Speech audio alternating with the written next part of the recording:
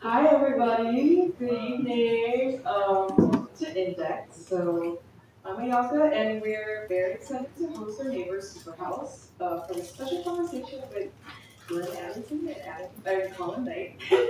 So, before we begin, just a quick note: the gallery upstairs will remain open until about 8:30 this evening. So, if you want to check out the work after we talk, don't forget to go upstairs. And if you haven't had a chance to see it, please go. And with that, I'll want to give one housekeeping note. Our bathrooms are back there, and then water is free for you all to drink.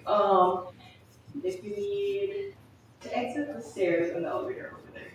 And with that, welcome our speakers.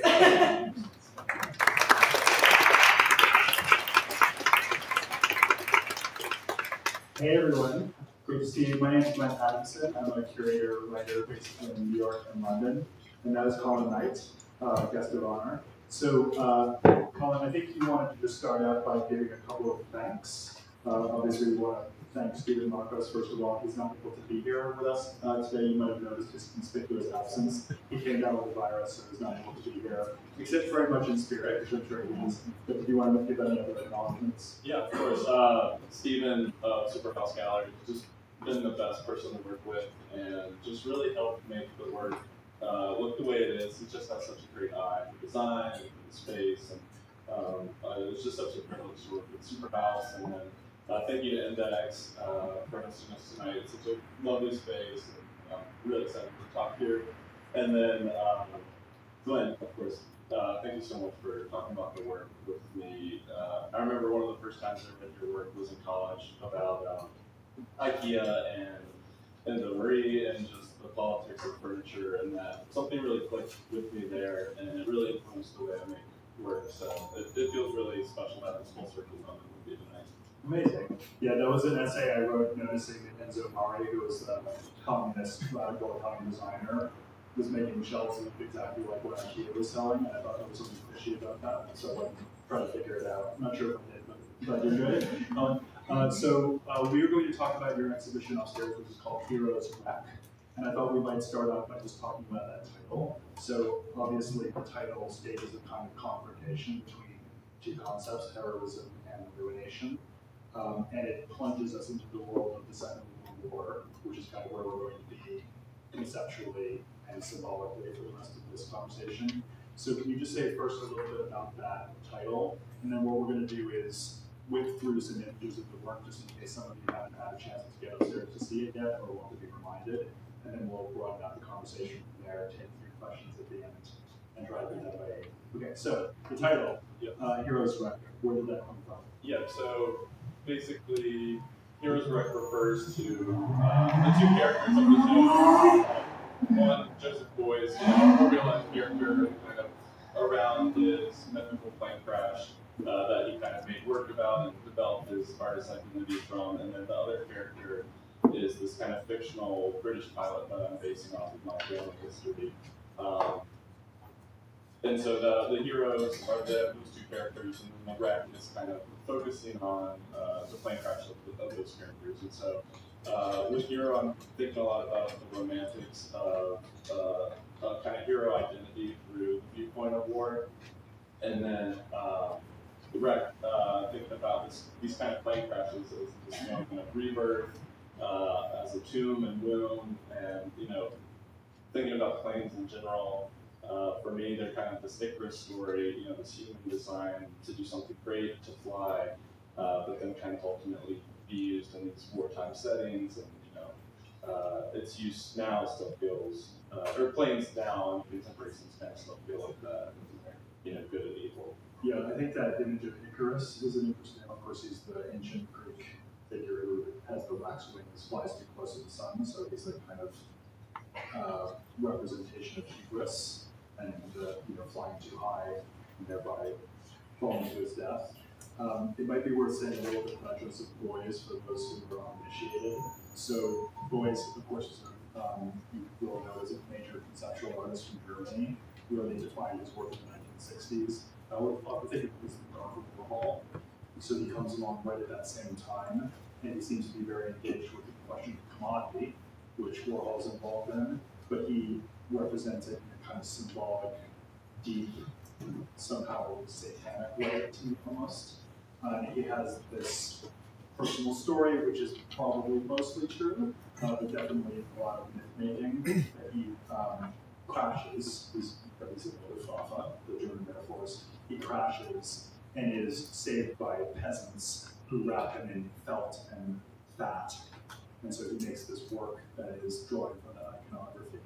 So that's background for Joseph Beuys, and maybe you go on to the next image, we'll see the detail of this work, which is called Rebirth for Two. And here, what we're seeing is one of the plates of on this tabletop.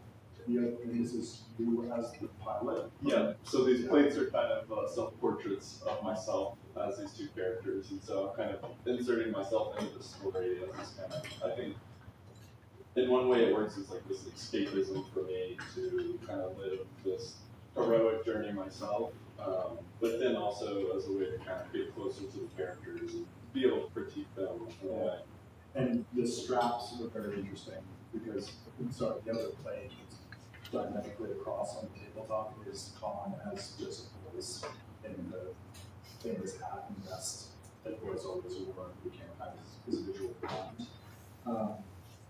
And strap, in addition to kind of holding everything down in this way that seems quite psychologically intense to me, could make you think of anything from emergency stations on an aircraft at S&M. It's quite strong move, as we say in design, but also it cuts across your face, and so it's this moment of de-identification or anonymization. Can you say a little bit about the straps and how they fit into your so vision for the piece? The kind of the tabletop was inspired by research on these kind of paratroopers and these pilots who were given these emergency kits.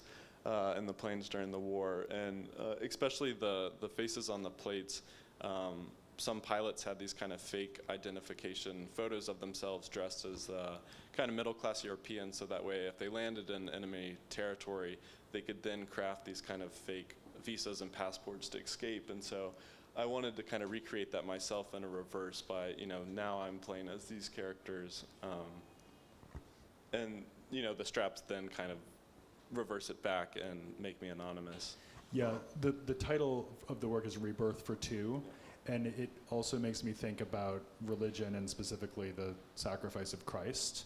And it's interesting that you've used the cross imagery, which could suggest, the imagery of the Air Force in the Second World War, but obviously it could also be Christian imagery. The plane itself becomes quite cross-like as well. And the idea is already present in Boy's self-mythification. He becomes a Christ-like figure in his own mind, I think, as well as I'd say the kind of dark version, the satanic version of that. Yeah. Was this piece in particular about religious experience you've had or your associations with spirituality, do you think?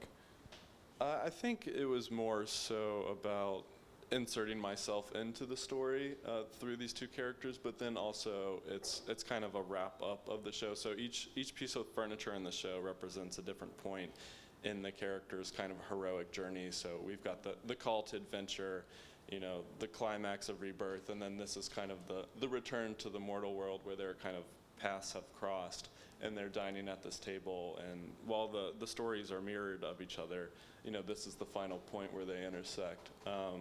So maybe more religious for the characters, and that it's their kind of mark of the transformation. It makes me think of this very famous book called The Seven Basic Plots. I can't off the top of my head remember who wrote it, but it's a book about literature, and the argument is that there are only 7 plots in all of literature, and there are these typologies, one of which, of course, is the hero's quest, right? And it strikes me that although, as you're saying, this is maybe not particularly about Christianity, it shows that there's a kind of underlying structure or a shape that we might find in a religious story like that of Christ, but also we might find it in a real wartime situation. Yeah.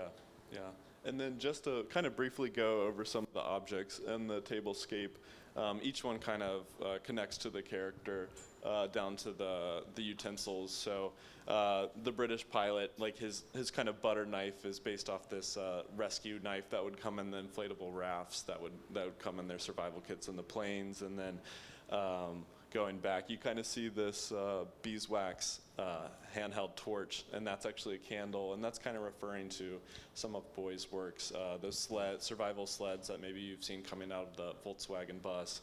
Yeah.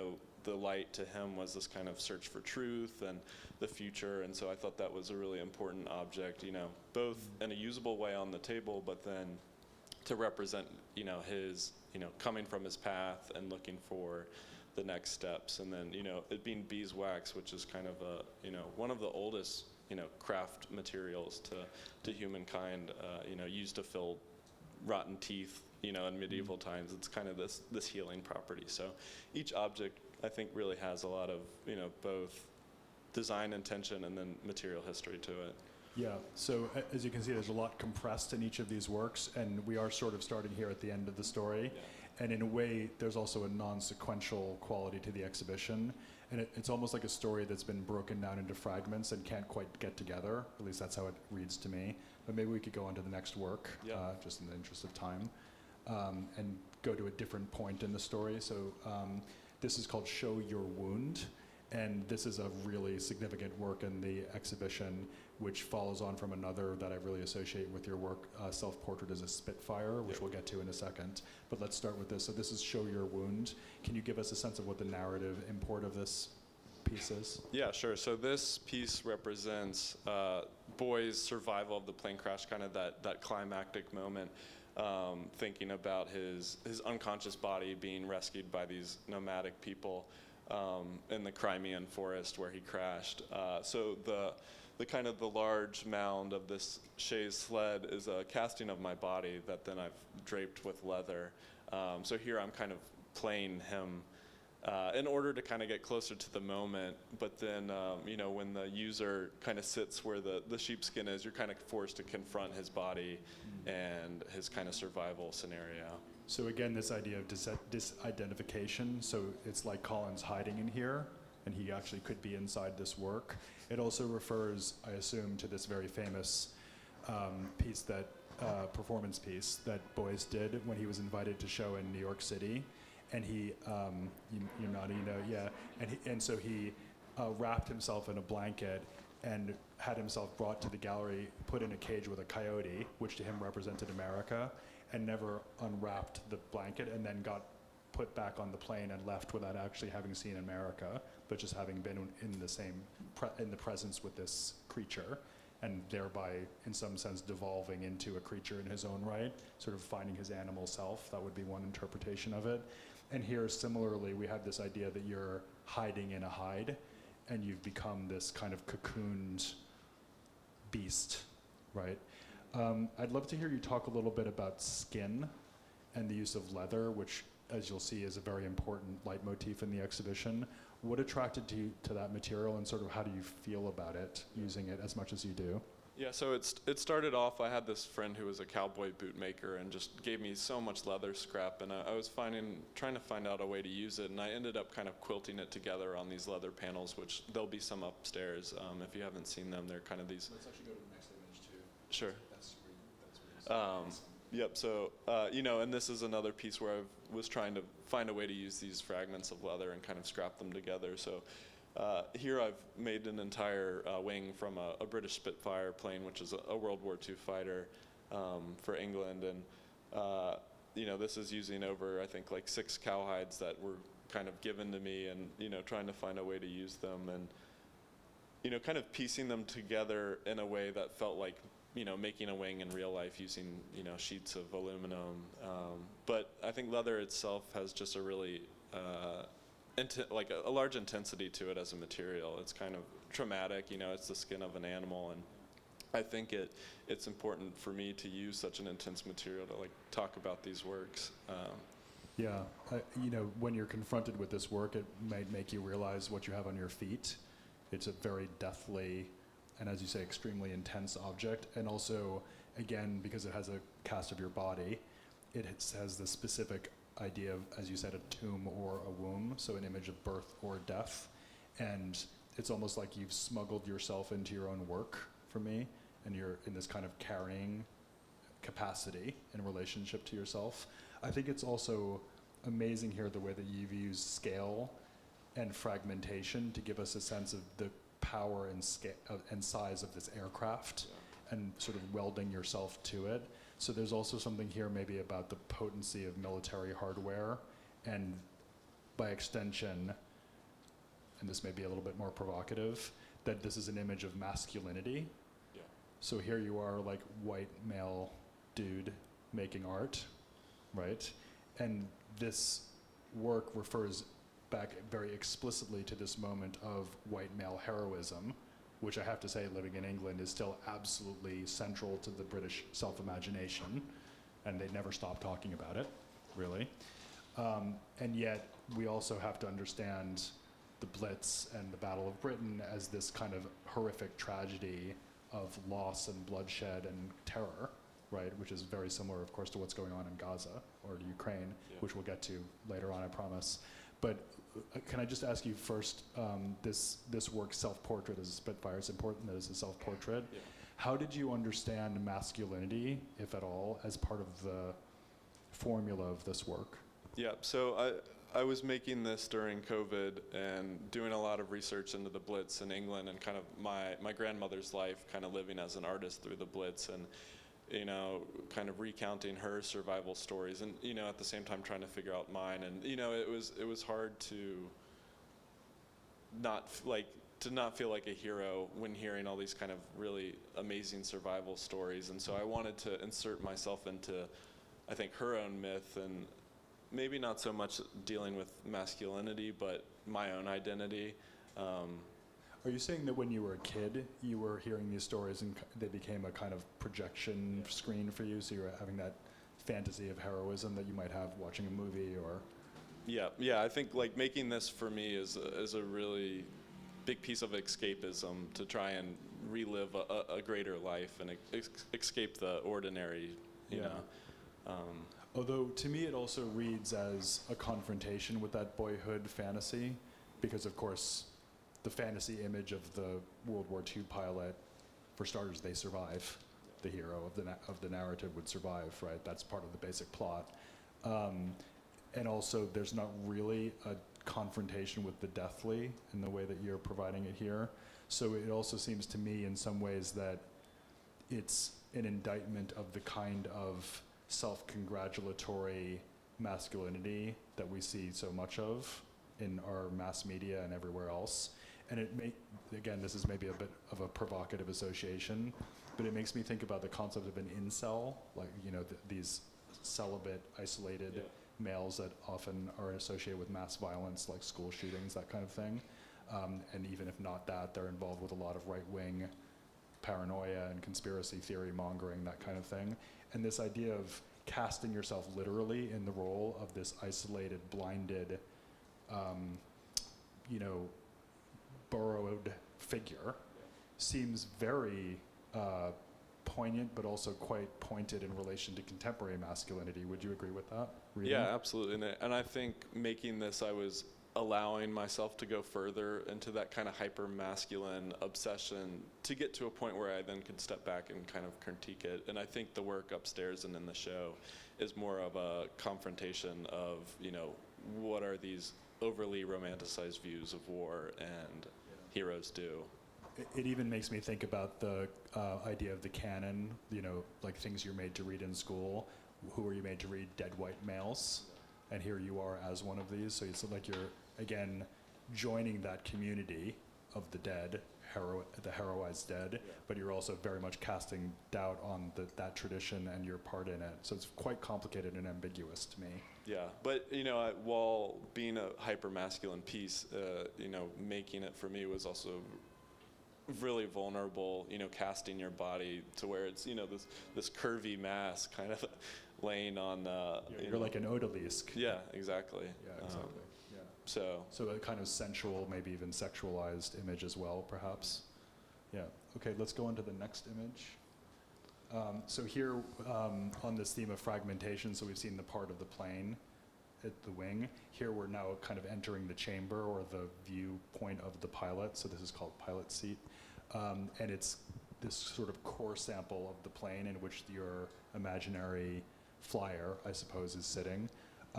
But also here we're getting a little bit more seriously engaged with design language, because this will of course make you think about plywood furniture like Charles and Ray Eames furniture, which of course was developed from experimentation with materials that happened during the war, famously splints, you know, carrying, what do you call them, you know, slings for carrying the wounded.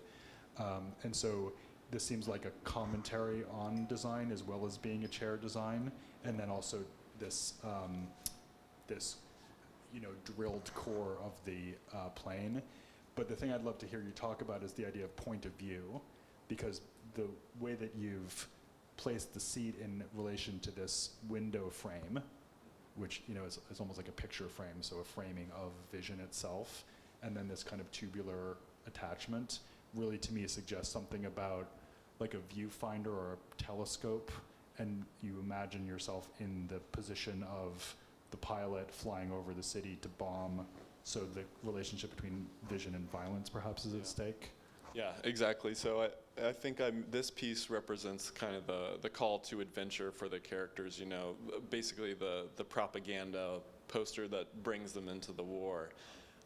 So this is this kind of romanticized reading chair, kind of, you know, imagining the excitement you get from being a hero, sitting in this warplane, you know, going into adventure. But in reality, it's you know, this seat that's going to crash, and there's a, you know, the lamp that you're reading your book under is actually a turret that's going to, you know, murder people. And when you sit in it, you're welcome to sit in it in the show upstairs, and it starts to move and the lamp wobbles and you see flecks in that kind of room divider that represents the exterior of the plane, and it becomes more real as you interact with it. Can you also just explain the sheepskin on the seat? Because that's another kind of subtle reference to World War II material culture, which people might want to hear about. Yeah, so I'm really attracted to sheepskin in a way because it's just such a material that represents survival. It's kind of, it's warmth providing characteristics. It's used in flight clothing, bomber jackets, but then also kind of tying back to artists like Boys who are using felt, and it's kind of this material that's in the earlier cycle. It will turn into felt eventually. It also made me think about the idea of a dreamscape, like counting sheep, and the idea of if you've ever spent any time around sheep, they're incredibly stupid and very innocent seeming. They seem kind of constantly baffled by their own surroundings, and they're very easily scared.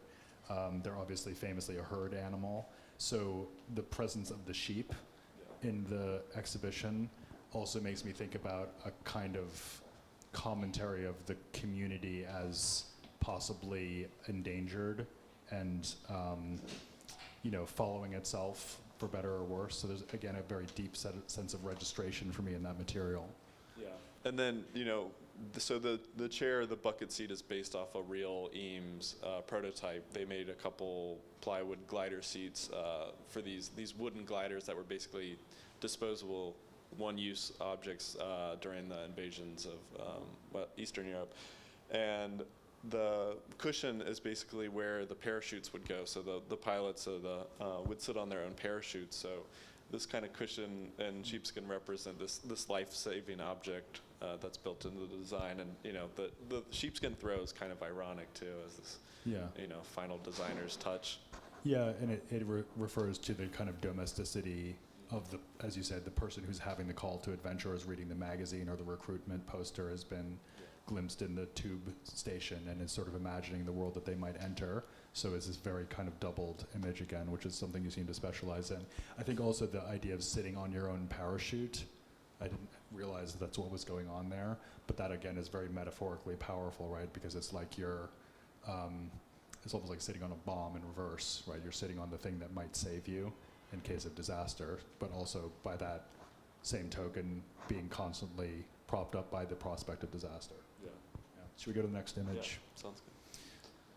So here I asked actually Colin to add this to the presentation because I think it's so incredibly beautiful, but also because it's maybe the most relevant to design history per se. So you'll immediately probably think of Noguchi and his Akari lamps, so the illuminated paper lamps.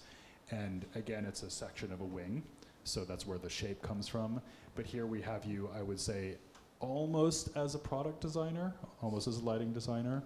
Can you just talk a little bit maybe about this particular work, but also about your feelings generally about operating in a design space and sort of what you get out of it, and also what keeps you from entering it fully? Yeah, so this piece is called Crash Fragment, and it basically represents the moments of the planes crashing in the character's story. So this is a cross-section of a wing that's kind of come off in the rubble, and making it into a hanging lamp kind of represents the energy and the importance and the radiation coming off of these objects for the characters. Almost like it's flying through the air out of the explosion. Mm-hmm. Yeah.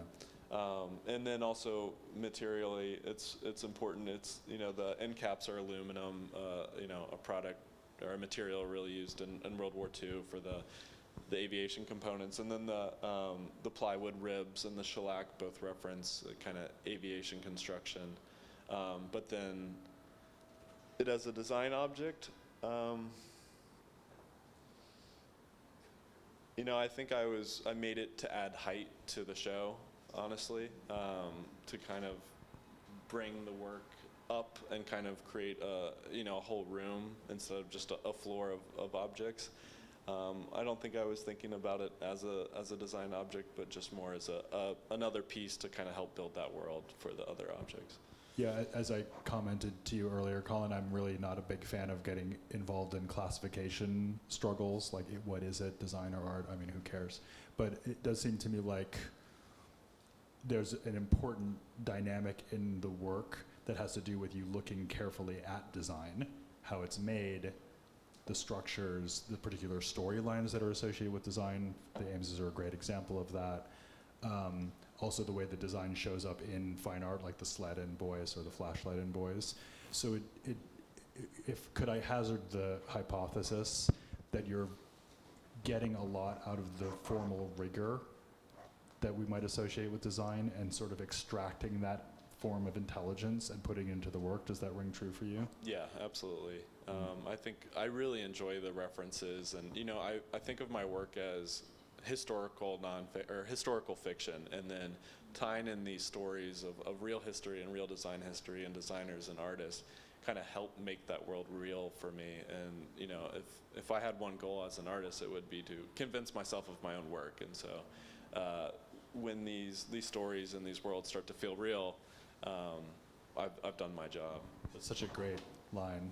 Convince yourself of your own work. I feel like anybody who's a maker or artist in the audience can so identify with that. And it's like a daily struggle, right? Because you were convinced yesterday, but are you today? It's always a question. Maybe let's go on to the next image.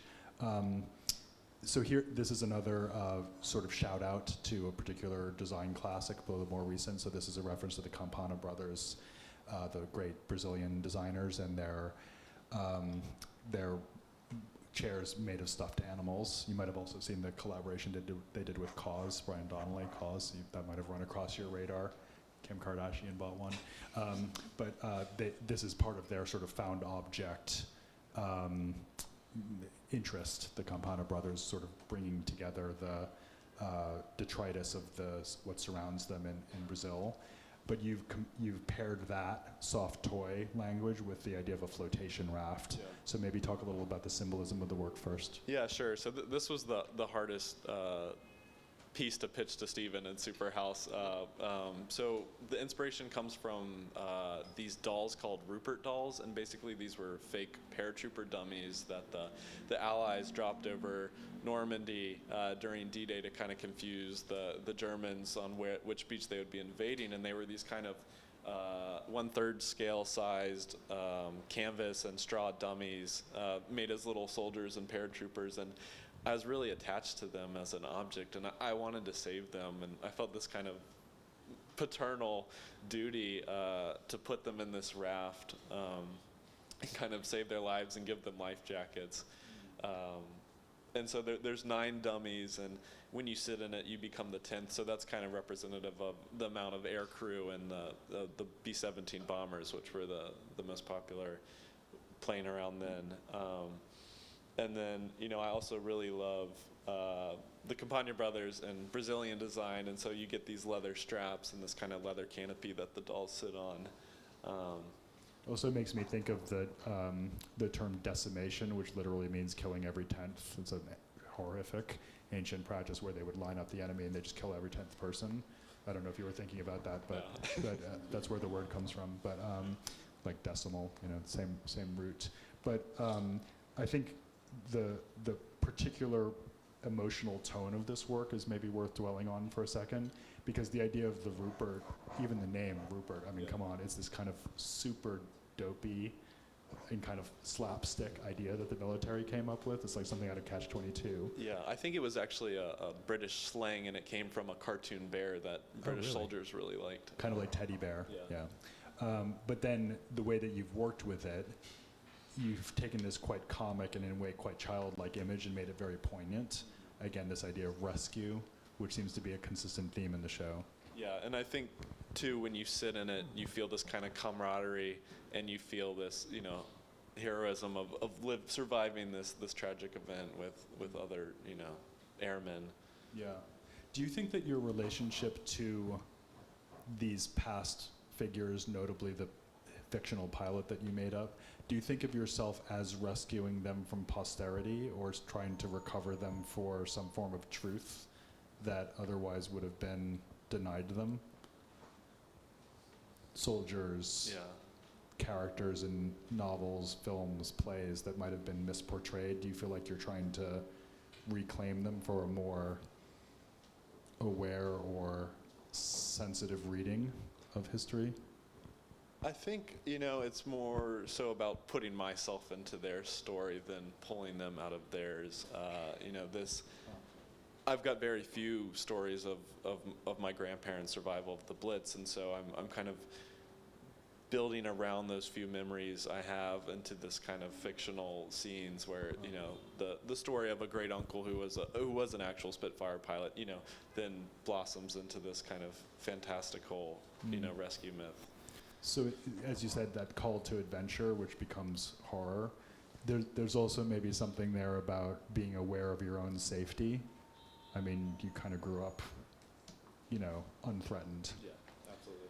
Hearing about these stories and projecting yourself into them. So maybe some awareness of your own safety and at what price that was won for you, and a sense of gratitude, or at least a sense of awareness of that. Let's go on and look at just the last few images, and here we're getting into these leather reliefs. So first, do you mind just explaining what we're looking at here materially? Yeah, sure. So this is basically a wooden panel with all leather, and basically I build up the leather in like a relief style. So I cut out smaller pieces and kind of stack them, and then I use glue and burnish down the leather to kind of create these kind of sculptural like reliefs. And upstairs you'll see a whole wall of them that's acting as a storyboard for the work that kind of depicts each scene of the character's story, kind of moving through. And I use these leather panels in combination with the sculptural furniture to kind of help add narrative. Yeah, so it could be read as a storyboard for a film, or alternatively it could possibly be read as something like a graphic novel or a comic book of that time. So this idea of these snapshots within a storyline. But again, you can't really, it's like a rebus, you can't really construct it into a story, at least not in any very detailed or certain way. So it's very evasive, I think. And the fact that you have this imagery of flight and these planes that could be going out or coming back, we don't really have any sense of location for them. We don't know whether they're victorious or doomed. So there's, again, this general sense of, you use the word escapism a lot, but there's also the other reading, which is that it's not escape, but it's actually, you know, certain death, right? So the lack of groundedness and the lack of narrative structure that you're providing within what is otherwise a very formally structured viewing experience seems very important to me. Yeah. I wanted to ask you about, and maybe we could look at another one of them, because I know we have a few. I wanted to ask you about the idea of the ghostly or the spectral in these works. So the fact that you're making them through this relief process of sort of burnishing the leather into this void or over a hollow,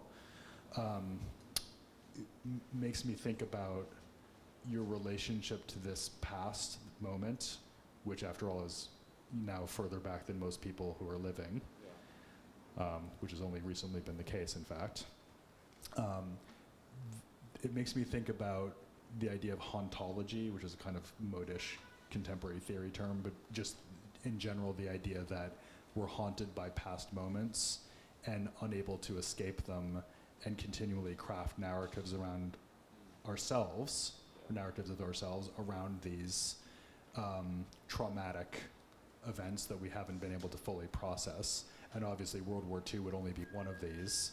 More recently we might think about 9/11, we might think about COVID, and the sense that we can't ultimately deal with these events, we repress them, and then they come back to haunt us in various ways that we may or may not be aware of. So obviously the cliche here would be the return of the repressed, but it might be more interesting to think of it in terms of a kind of ghostly presence that walks alongside us that we might be able to notice and sort of discern. Yeah. And I feel like so much of the energy of these works has to do with that kind of noticing and awestruck relationship to this past. And I guess I'm just wondering what your own personal idea of the ghost is, or the specter, and whether that seems like an important symbolic register for the work, I suppose. Yeah, I think I do these panels in this work to kind of understand the past, because it's so obviously that it's repeating. And so for me, it's to understand these kind of ghosts and insert myself into these stories, and to, you know, make these kind of narratives to help understand it, and ultimately figure out how it relates to now, and what, you know, what that new work's going to look like if I make it to. Yeah. You know. Well, before we open it up, let's finish with the now. So as I already foreshadowed, it's extremely difficult to look at this work and not think about the wars that are happening in 2025.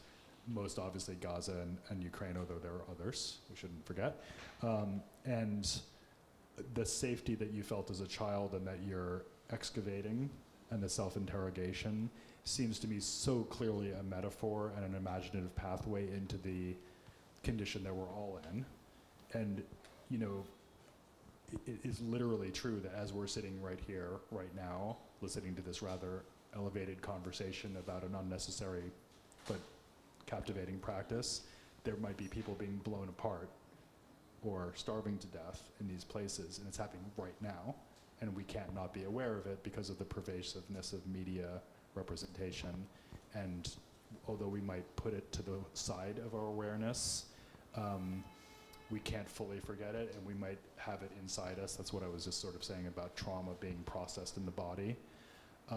And I wonder how much of your motivation as an artist, particularly with this show, but also in general, is about trying to give us some kind of aesthetic or ethical handle on that condition of safety in full view of tragedy. Yeah. So, you know, Stephen and I of Superhouse debated a lot of these pieces for the show and thinking, you know, are these dangerous? Are these going to, you know, bring up ideas that we don't necessarily want? But ultimately decided to make them because it's important for this work to relate to now.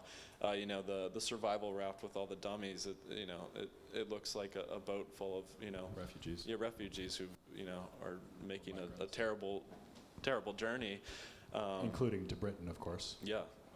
Another Battle of Britain, you could say. Mm-hmm. And so I really want these pieces to kind of bring up these issues of now, and you know, it's not the final thought, but I make this work to try and kind of get closer to making an apparent statement of why it's important to bring up this history in comparison to now. Yeah, I guess I'll just offer one last editorial comment before we take Q&A, which is that if you think about how World War II sits in our imaginations, the only reason that we're able to confront the reality of it is because of art and literature and poetry. Because if we only were depending on official representations of World War II, we would be stuck right back in that call to adventure recruitment poster, because that's all that the governments who prosecuted the war, particularly the victorious ones, would ever have told us.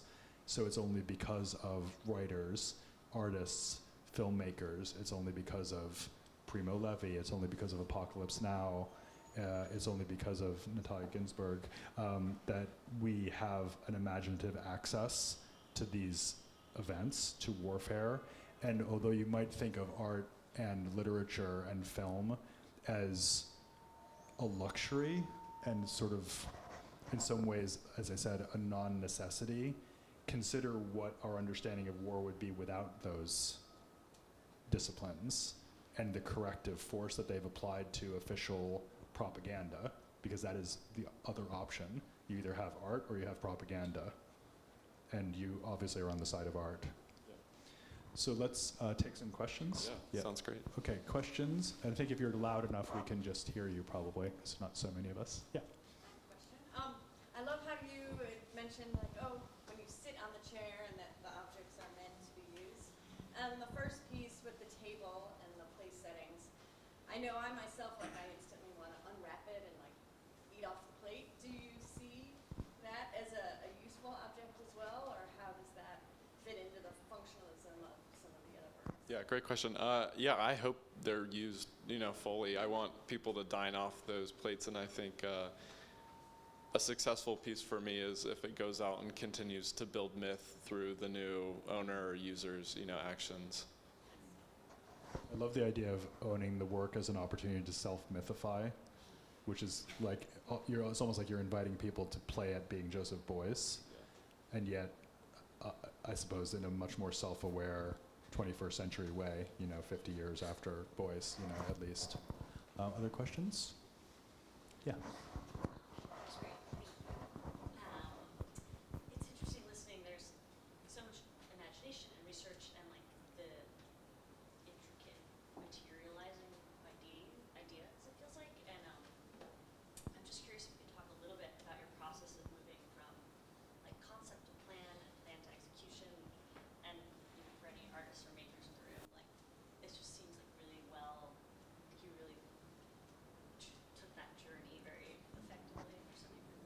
Thanks so much.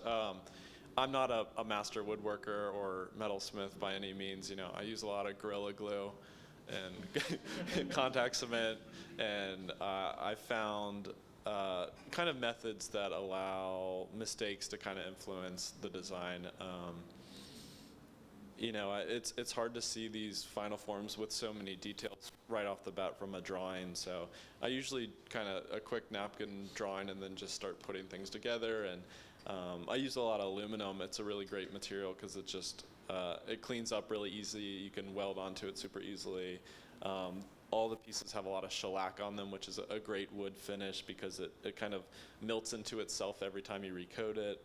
So I think I've guided my materials and my making methods to kind of allow improvisation. Just because with fine woodworking, it's so detail and plan oriented. It really kind of I struggled with that, especially in school, like making a nice drawer or desk.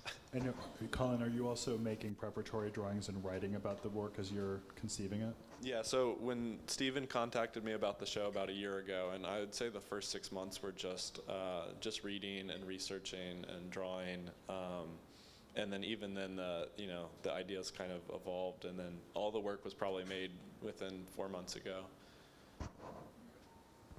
Other questions? Yeah, like that.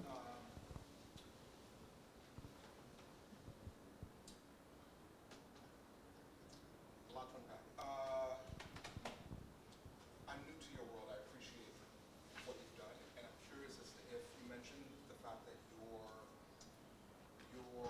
youth brought you to this moment where you're able to now express the heroism that your parents instilled within you, or teased you with, inspired you by. I'm curious as to like, is this language something that you have previously done or will continue to, or is this just a one sort of moment of the perfect realization of the arc of your childhood to today? Yeah, I think I'm continually expanding it, and each piece is another step towards ultimately making commentary about now, and I want to respond to the current events and the fascism we face in our nation every day, and I think I've got to start from the beginning. And so for me, making this work about World War II and starting with my family's kind of survival story, that's the starting point, and I'm working forward. Do you mind if I ask, is there a question behind your question? Because you said there's a lot to unpack, and that was an awesome question, but I'm wondering what else you're wondering. My desire was to deeply connect with his story, his journey, and also to inspire me to continue to follow his journey. Yeah, I mean, you are young. Yeah. Yeah, so I think it's very compelling to me, the idea that this is a young man's work. And I think often we don't stop to remember that. Maybe when somebody's 90, we're very inclined to say, oh, this is late work, probably. But I think when somebody's at the outset of their career, we often construct it in terms of emerging artist or, I don't know, some other kind of market construct. But I think it's very interesting to see a body of work that is about emergence from youth and the kind of traces of youth that might still be present in your artistic imagination. Yeah, I think there are large gaps in the work, from the stuff we've seen right here. There's no direct mention of things like the Holocaust and other genocides of World War II. Sure, right, and it's not because I'm not interested in it, it's because I haven't gotten to it yet. Right, okay. I had a question here. Yeah, Thank you. I was specifically interested in the kind of the table setting, and I was wondering if you could talk about, it wasn't clear to me, I was wondering if you have a kind of relationship to like ready-mades and versus kind of handcrafted stuff. It wasn't clear to me. It seems like some of the things on here are kind of found objects, and a lot of the later pieces are almost entirely crafted by you. Yeah, well, so everything on here is made by me except for the ceramics, which I designed and then had a ceramicist make. That's one of the skills I have no idea of how to do. But every single object is made by me. And you know, when I was thinking about this kind of collection of objects and some of my own personal memories, like my grandmother was a large collector of just objects and trinkets through the war, and we always kind of grew up with these tablescapes of found objects, and so I think that was a subconscious result of making this kind of scattering of objects. But I also, you know, I like designing each piece. Kind of at the top is hand soap, and that's a casting that I carved of Anderson Shelter, which is a ready-made British civilian bomb shelter that they would make in their backyards out of corrugated steel, something that my grandmother spent some of her childhood in. So each object, you know, whether it's apparent or not, has a lot of connection either to me or to the character. And, you know, I think the process of making each specific object is really important for me as well. Yeah, I totally buy that, and particularly when you see them in person, you start to notice the handmadeness of it. Reminds me of Robert Gober. I'm not sure if he's somebody's. Yeah, Yes. I love Gober. Yeah. So this idea of a phrase I've run into with reference to his work is the idea of a handmade, ready-made. So in other words, this Duchampian found object that proves on closer inspection to be laboriously handcrafted. And so there's this kind of depth charge that you get out of an object like that because it's so mute, and yet it has this commitment embedded in it because of the making, and I definitely see that and feel that in your work. So it's a very observant question. Other things people are wondering? Maybe over here first. Yep. Can you talk about the idea of healing, warmth, and comfort, and that in tension with, trauma and disaster? Yeah, so I think I got into furniture because it was such a familiar object with me. I loved that it was accessible to everyone. You know, anyone can talk about furniture and design just because we've all sat on something.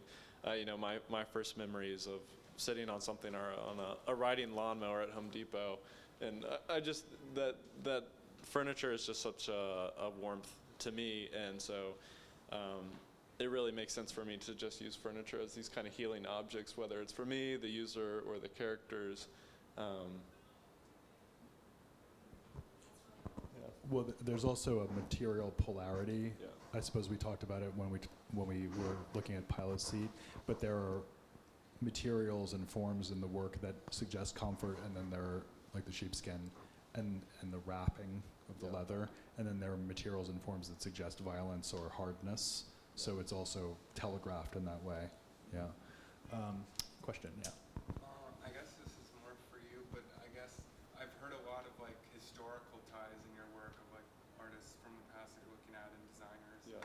Where do you think this work situates in sort of contemporary design? Like, is it pushing against certain things that were happening or happening now, or is it, is it a part of something greater that's happening now? Or Yeah. what's going on now? Thanks for asking. Yeah. So the way that I would frame this, and to some extent did in the essay that I wrote, is that, well, for starters, I think Colin's incredibly exciting. And this particular reason I find your work so exciting is that I see, for starters, in a very simple way, there's a broadening of affect and content that I see in design more generally. And of course, a lot of that has to do with the breakdown of the once very hard barrier between design and fine art practice, which again, I'm not very interested in with reference to a specific work, like what is it? But I am extremely interested in the kind of permission that's granted so many people working as practitioners of whatever kind today. So this idea of a kind of, the freedom that was granted by the generation of postmodernism, which people like Colin are now taking full advantage of. So that's kind of big picture. Within that, I'm very interested in the lineage of what I would call speculative design. So this would be the idea that I associate particularly with Gaetano Pesce originally, and this is I'm not really subjective here because I'm Gaetano Pesce's executor. He passed away last year, and I'm the executor of his estate. So I've been thinking a lot about him. But indeed, Gaetano was the first person to engage in what I would call speculative design. This is in the early 70s, where he would make up a story like that of a future archaeologist trawling through a ruin. And then he would make objects that sat inside the story. And then much later, Tony Dunn and Fiona Raby became very well known for using this speculative design practice, and they're teaching at the RCA to really trigger people's imaginations. And actually, is Constantine still here? Constantine Boym? He left. Too bad. Okay, so Constantine Boym, who is here and teaches at Pratt, he's another person I would associate with this tradition. And it is a tradition. So you have a whole strategy that's unfolded over the course of, the past 50 years. But I think it's very unusual to see speculative design cast backwards in time instead of forwards. So usually speculative design is kind of dystopian, it's related to science fiction, it's much more unconstrained in that sense. And I often find that it has a certain kind of adolescent quality because of that. Because, I'm really interested in science fiction. I just wrote a whole book about predicting the future. So I'm super into it.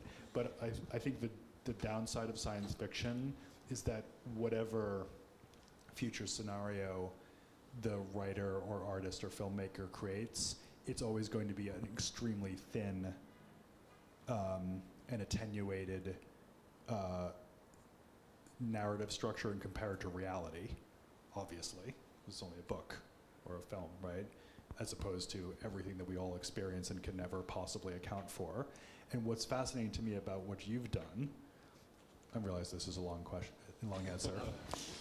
What's fascinating to me about what you've done is that by taking speculative design and connecting it both to art history and to big H history, and not just any history, but the most important thing that happened in the 20th century, arguably, you've taken speculative design and almost turned it back on itself and offered an example of how much more mature and deep and sort of, as I said, haunting that set of tactics can be when it deals with actuality, even though you didn't yourself experience it. Yeah.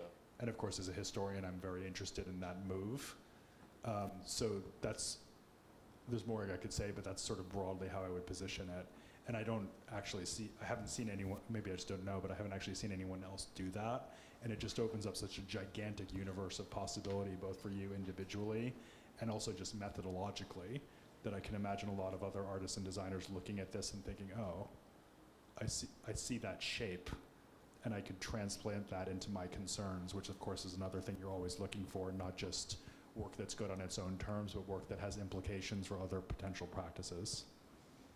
Yeah, you had another question? Yeah, and to that point, I think in further celebration of you, but I'm also curious, Colin, was there any sort of intentionality behind your choosing Superhouse, New York, to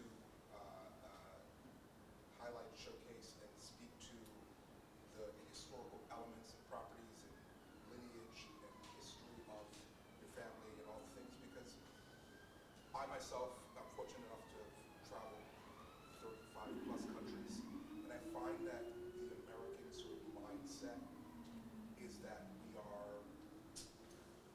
we're so fast and on to the next, we sort of forget about yesterday and how it is we got to where we are. And I find that in Europe, perhaps it's more a matter of the history and the fact that it's so deep in it, that there is more of an appreciation, I believe, with respect to furniture making and all that it encompasses. And so I'm curious if there was any intentionality behind your choosing New York as the market for this collection's launch, just sort of to broaden the conversation and deepen the love and appreciation for all that goes into your craft. Yeah, to be honest, I wish I could say I had the choice, but Superhouse is the first gallery I worked with in my career, and I'm very lucky because it's such a great gallery in that it deals with so much history and furniture and design and just the beautiful space between art and design and usable but playful furniture. But I think it was the perfect venue for me to explore this concept.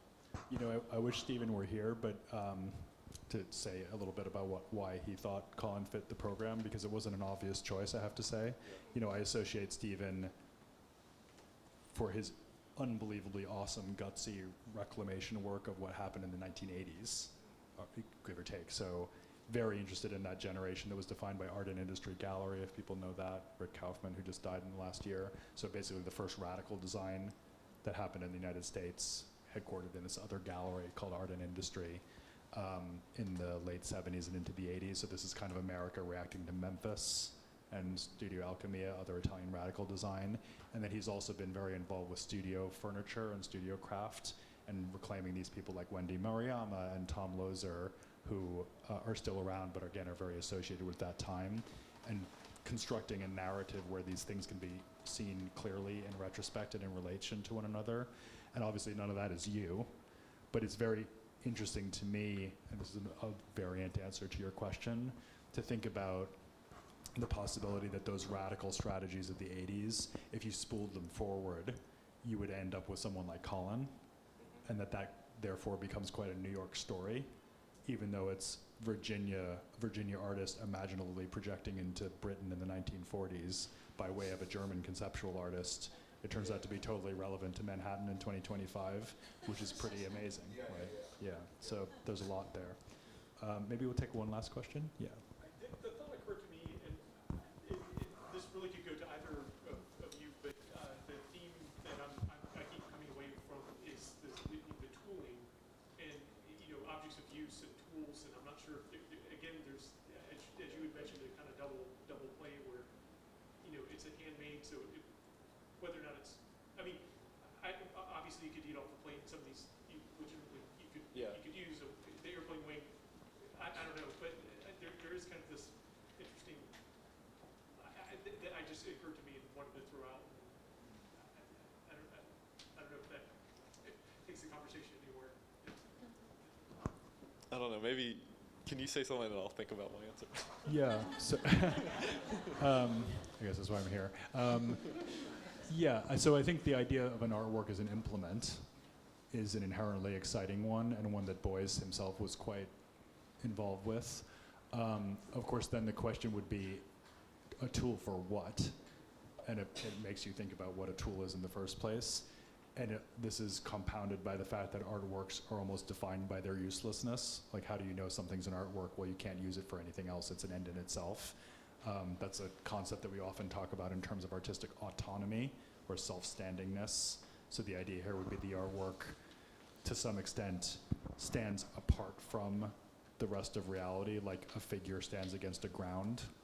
Like if you draw a figure on a white page, the figure is the art and the white page is the ground from which it stands forth, right? So that's kind of like a Heidegger version of what art is, as opposed to a Duchampian version of what art is, which is you just take it and put it on a plinth and bang, it's an artwork.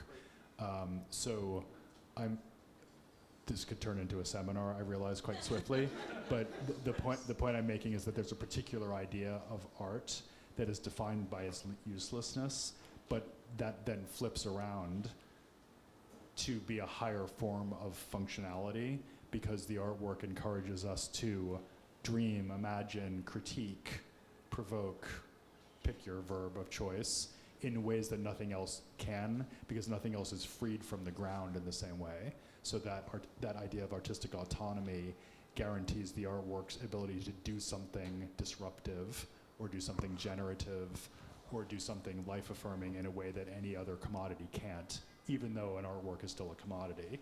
And so much of the way that we understand avant-garde practice has to do with that complex relationship between art's freedom, its autonomy, and its nature as not just any commodity, but an unregulated, wildly successful commodity in many cases. I think in terms of Colin's work, there's this, the way that I would relate that quite complicated account I just gave of artistic autonomy to what you're doing, is that there's a kind of pragmatism in your work. So a sense that you're paying a lot of attention to things that actually do function. Plane wings, tables, chairs, lamps, and in some ways you're actually providing that function literally, so we can sit, we can have illumination.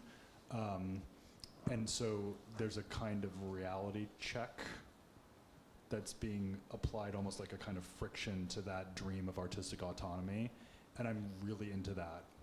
So for me, the reason I think of craft and design is so interesting in the art space is because they're kind of taking the premise of artistic autonomy and challenging it from within in some way.